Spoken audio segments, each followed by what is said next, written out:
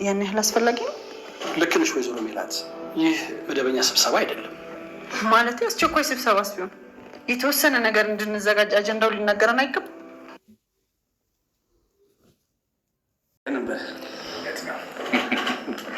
አመሰግናለሁ ዩኤል። በነገራችን ላይ ለምን ወደዚህ እንደተሰበሰባችሁ ሳታውቁ አትቀሩም አይደል? እኔ በበኩሌ ምንም የሰማሁት ነገር የለም። ዛሬ ስብሰባ እስኬጁል እንዳለን እንኳን አላውቅም። በድንገት ስብሰባ መቀመጥ ያን ያህል አስፈላጊ ነው? ልክ ነሽ ወይዘሮ ሜላት፣ ይህ መደበኛ ስብሰባ አይደለም። ማለት አስቸኳይ ስብሰባስ ቢሆን የተወሰነ ነገር እንድንዘጋጅ አጀንዳው ሊናገረን አይገባም? ያን ያህል እኮ ከባድ ነገር አይደለም። ብዙም ጊዜ የሚፈጅ አይደለም ወይዘሮ ሜላት። እኔ ተሰብስቦ በማውራት ሳይሆን በመስራት ነው ማምን። ግዴታ ካልሆነ የትኛውም ስብሰባ ግድ አይሰጠኝም። ስራ ለሰው ልጆች አስፈላጊ ቢሆንም ሁሉም ችግር ግን በስራ አይደለም የሚፈታው። አንዳንዴ ስብሰባም አስፈላጊ ነው። ሊሆን ይችላል። ከማውራት ግን አንድ መስራት ነው የሚሻለው። ጉዳዩ ያን ያህል አስፈላጊ ካልሆነ ወደ ስራ ብንመለስ ይሻላል። ወይዘሮ ሜላት ግድ የለሽም። አንድ አቶ መዘክር የሚነግረንን እንስማ። ኢዩኤል ትክክል ነው ወይዘሮ ሜላት። አቶ መዘክርም ቢሆን በስራ እንደሚያምን ሁላችንም እናውቃለን። ደግሞም ይህ ስብሰባ አስፈላጊ ባይሆን ኖሮ አይጠራንም ነበር። ምን አለ ትንሽ ብንታገዝ። አቶ መዛክር ሉሊትን ስራ ቦታ በሱ ፋንታ እንድትሰራ ወሰነ። ሁለቱም ግራ ገባቸው። በአሁን ሰዓት ሉሊት ይህንን ስልጣን ማግኘቷ ለወይዘሮ ሜላት በጣም ከባድ ነው። ምክንያቱም ሉሊትና ወይዘሮ ሜላት በፍጹም አይዋደዱም። ሉሊት ሰነፍና ገንዘብ ወዳድ የሰራ ሰው አይደለችም። አሁን ወይዘሮ ሜላት ስብሰባን ጥሳ ወጣች። ስብሰባው ላይ ለምን ጥሳ ወጣች ብሎ ታዴም ሆነ ሉሊት በጣም ተንጨረጨሩ። አቶ መዛክር ግን የወይዘሪት ሜላትን የሷን ጥብቅ ስራ ስለሚያውቅ ምንም ነገር ሊል አልቻለም። ጸጥ ብላና ሀሳባቸውንም አልተቀበላቸውም። ነገር ግን ሁለቱ ለመነጋገር ሞከሩ። አቶ ታደሰና ሉሊት እንዴት ብትነቀን ነው ስብሰባውን ጥላ ምትወጣው?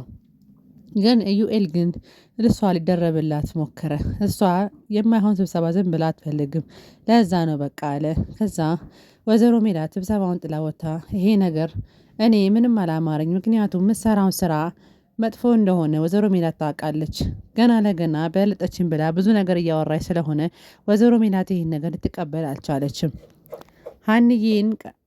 ሀንዬን ቀጥሮ ጠራት። ኤልያስ በባለፈው ፍቅር አሁን የምታፈቅረው ይመስለውና ዛሬ ካፌ ውስጥ ቀጠራት። ሀንዬ መጣች።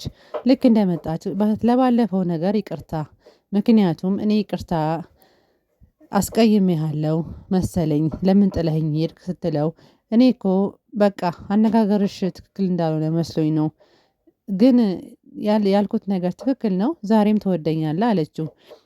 አዎ አላት። ግን በወድሽ ወደ እኔ ልትመለሺ ነበር አላት።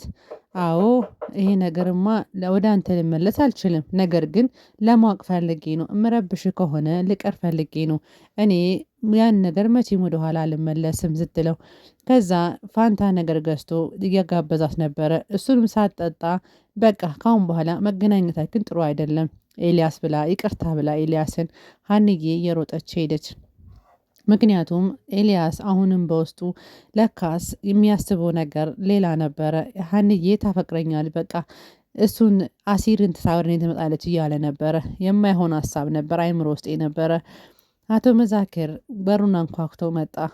ወይዘሮ ሜላትም በጣም ሀሳብ ውስጥ ተውጣ ነበርና ቢያንኳካም አልሰማችም። በሶስተኛው ሰማች። ይግቡ አለች። ሲገባ እንዴት ነሽ ወይዘሮ ሜላት? ዛሬ በስብሰባው ደስተኛ አይደለሽም?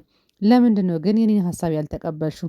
በሰዓቱ ልቀበል አልነበረ፣ አሁን ላይ ግን ቀድመ ድጋሚ ጠይቅኝ ይቀበልህ ነበረ እና በሉሊት ነገር እኮ አልተቀበልሽም። ፊትሽ ላይ እኮ ያስታውቃል። ለምን አልተቀበልሽም የሉሊትን ኃላፊነት መቀበሏን ሲል ጠየቃት። እሷም ደግሞ አይ እኔ የጠበቅኩት ዩኤልን ስለነበረ ነው እንጂ ስለ ሉሊት ምንም መለከተኝ ነገር የለም አለችው። አይ ውስጥሽ ፊትሽ ይናገራል፣ ምርጫዬ ትክክል አይደለም መሰለኝ ንገሪኝ አላት። አይ ችግር የለውም በቃ ነገርኩ እኮ እኔ ለዩኤል ብቻ ነው እሱ ቢሆን ብዬ ነበር ያሰብኩት ስትል መለሰችለት። በቃ እሺ መልካም ስራ አመሰግናለሁ ብሏት ጥሏት ወጣ። ወዲያውኑ መለስ አለችና ጠራችሁ። አቶ መዛክር አለች። አቤት። ፈጣሪ ማረክ፣ ደግሞ ፈጣሪን ተስፋ አድርግ፣ ተስፋ እንዳትቆርጥ።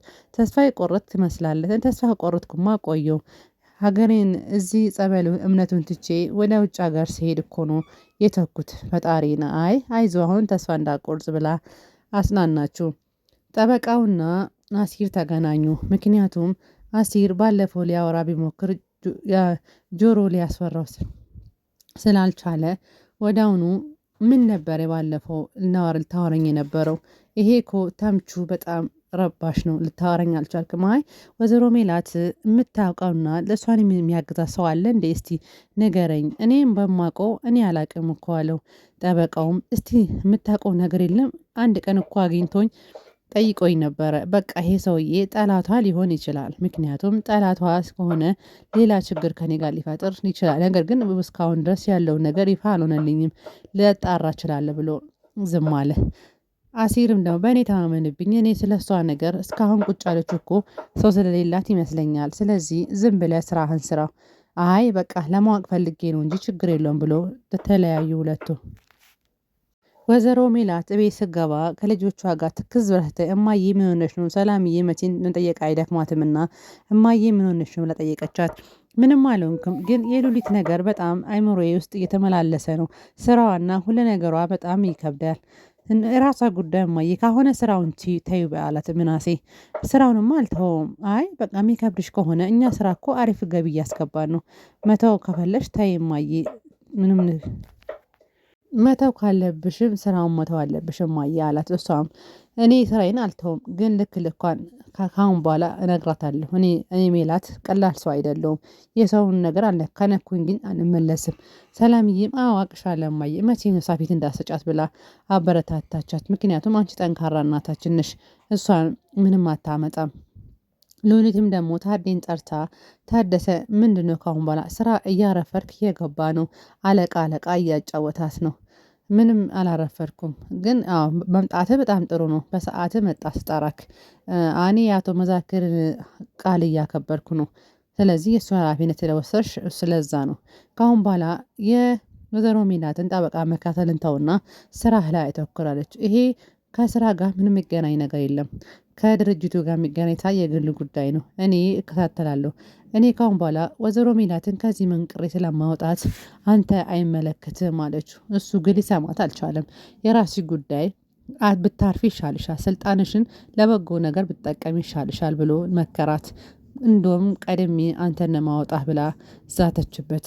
ነገር ግን እሷ ጉዷን አላወቀችም። አሁን አቶ መዛክር ያለውን ነገር አጥንቶ የደረሰባት ከሆነ ወይዘሮ ሜላትን እንደዚህ የምታስፈራራውን እንደዚህ የምታደርገውን ነገር ሁሉ ካወቀባት ጉዳይ ይመፈላል።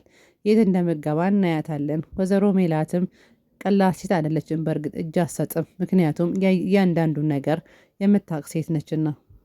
አሲር ከሀንዬ ጋር ማውራት ጀመረ። እሷ ጋር ሄዶ እያወራት ነበርና ግን እናትሽ የሚረዳ ሰው አለ እንዴ አላት። እሱ እኔ አላቅም አለች። እሷ ግን እንዴት ሆኖ ነው ልጠይቃት እንዴ አለች። እኔ እስካሁን ለመጠየቅ የለብሽም፣ እኛም በምናጣራው መንገድ እናጣራን ሀንዬ።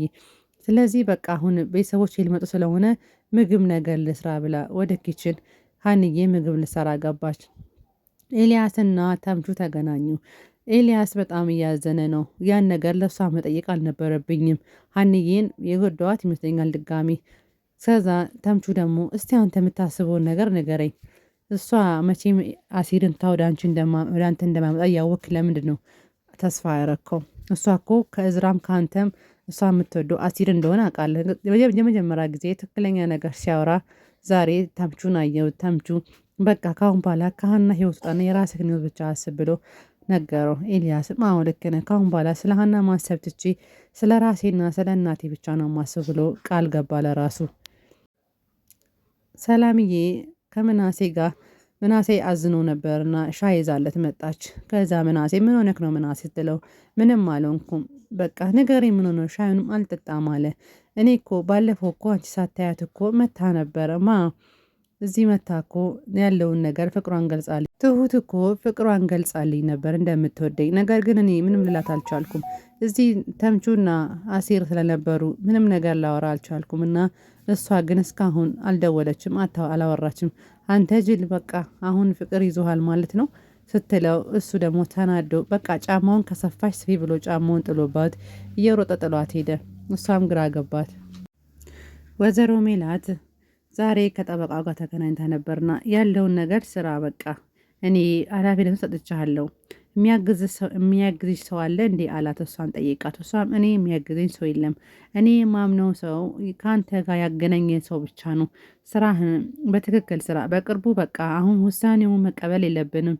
ውሳኔውን ከተቀበልን ነገሮቹ ለአንቺ ላይሆን ይችላል እድሉ። ስለዚህ ውሳኔውን ማቆየት አለብን ብላ ይህን እያተወያየች ትንሽ አርፍዳ ነበር የገባችው።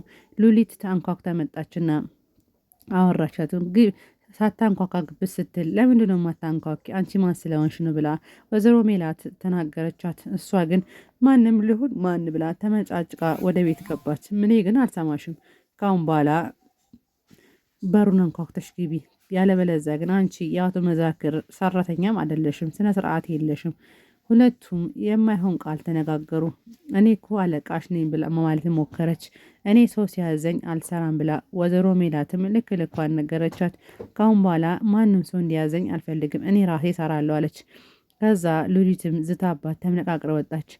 ታዴንም ለመናገር ሞከረች። ከዛ ታዴ ሄዶ ጠበቃውን ለማናገር ሞከረ። እስቲ እኔ እኮ ወይዘሮ ሜላትን ላግዛት ፈልጌ ነው፣ ልጎዳት አይደለም፣ እባክህን አውራኝ ብሎ ጠበቃውን ሊያናግረው ፈለገ። አታደይም። ከዛ እኔ አንተ ካሁን በኋላ እኔ አጠገቤ ከደረስክ ፖሊስ ጠርቼ ነው ማስጠነፍግህ፣ እኔ ጋር መድረስም ማየትም የለብም። ካሁን በኋላ እኔ አንተን የማስተናግድበት ጊዜ የለኝም፣ በህግ ነው የምጠይቃለሁ። እሺ ይቅርታ ብሎ ተለያየ። አቶ መዛክር ደግሞ ወደ ሚሄድበት ሀገር ሊሄድ ስለሆነ ሁሉንም ሰብስቦ እያወራ ነበረ። ምክንያቱም ምሳ ግብዣ እያደረገ ወይዘሮ ሜላት ጋር ሀንዬ ደወለች። ሀኒ ሲደውል ተነስታ ስልኩን ለማናገር ስትወጣ ሁለቱም ተጠቃቀሱ። እንዴ ነው ሰው ማታከብሩ? ይሄንን ምግብ ሁሉ ትወጣ ነው እንዴ ወደ ሽንት ቤት የምትሄደው ብሎ ታዴ ሊያናግራት ሲሞክር እሷ ግን ፊት ነሳችው።